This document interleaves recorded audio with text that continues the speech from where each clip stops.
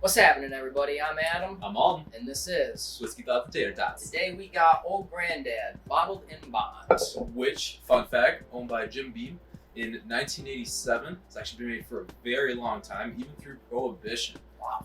We have the 100 proof here, bottled in bond. Now, a lot of you might be asking what bottled in bond means, especially if you're new to the bourbon scene. And what that means is that it's made from one distiller, from one distillery, and it's got to be aged at least 4 years and under government supervision. And at 100 proof. And at 100 proof. And that's clearly stated on the label. Yes. Which we have here. So without further ado, let's crack this bad boy open. Now, Alden here. I've had it a couple times, and this is your first time. First time having this, not the first time struggling with the bottle.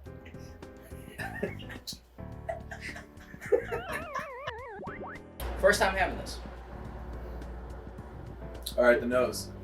What do you got? A little bit of oakiness to it. Faint smell of caramel. You know, I get like a birch, like burnt wood. What, you don't think so?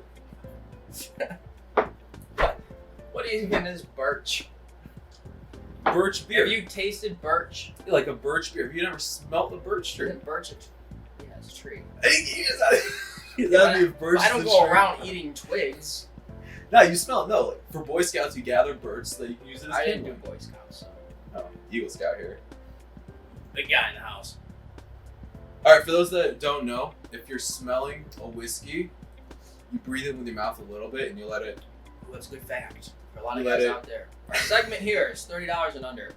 Gated to people getting into the bourbon scene. So I think the proper way how to taste bourbon is very important. No, because if you just take it with the nose, it's gonna be extreme. You're just gonna get all that heat, and you're not actually. You're just gonna go. yeah. So you got your mouth open. It Gotta, goes like, over sit your under tongue. That sits under No, the it tongue. goes over the tongue, I've been doing it wrong. and so you're very faintly getting the soft aromas that are coming from the bourbon. And using that, you get birch. Ooh, now that you say that. Now it's not under my tongue. I don't know what birch is, but I get a flavor that I've not had before. That might be birch.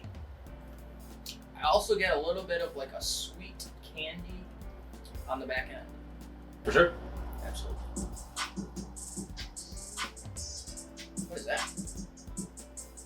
Some noise. You know what time it is? You know what time it is? Some tater tots time. Oh god. Not a chance. You know, like alrighty, so our I hate to second break it on segment. you. This has nothing to do with bourbon. A Listen. chance is kind of washed. Alright, moving forward. So our second He segment needs to get back on his is acid rap. pairing bourbons with food. And the way that we're doing that is we're taking a fairly neutral base and then we're putting flavors on top of that. So we have Memphis BBQ, we have Frank's Red Hot, just original, and then our third mystery sauce, our guest sauce today, is Sal's Sassy Sauce. Which is a local product out of Rochester, New York. Had it there for the first time. It has got a nice, sweet, tangy. I've never had it lightness to before, it. so I'm excited. But, did have the barbecue. What do I you like it. That sweetened, like candy-like caramel that I told you at the end of it, on the Old Grandad, flows nicely with the barbecue sauce. Hint of sweetness with the barbecue sauce. Touches it very nicely. I agree. It's very well balanced. Like it doesn't fight it at all. It's not necessarily a match by any means. No. But it adds on to it, I think. It kind of, because you don't want something that's going to overtake the other, especially if you get more complex with the food. And this one, you're tasting both, you're enjoying both. It's fun. Now I just had the hot sauce. It's hot. Not too hot. There was a little bit of heat on the back end of the Old Grandad. There's some heat in the hot sauce. I do feel though that the hot sauce overpowers the Old Grandad. Depends how much of the Old Grandad you have. That's how much of the hot sauce that you did. That's very true. Two sides to a story. Now think if you're using it, that's a good point actually. If you're using it as a dipping sauce, then you might be all right. But if like you're having like buffalo coated, like so like buffalo chicken fingers or something, I think that it would go well, because it's not gonna. You know what this is overtake. going with? Like a buffalo chicken. Yes. Yeah, because you're building the flavor. You're not. Yep. A Not little totally bit of competing. creaminess to it.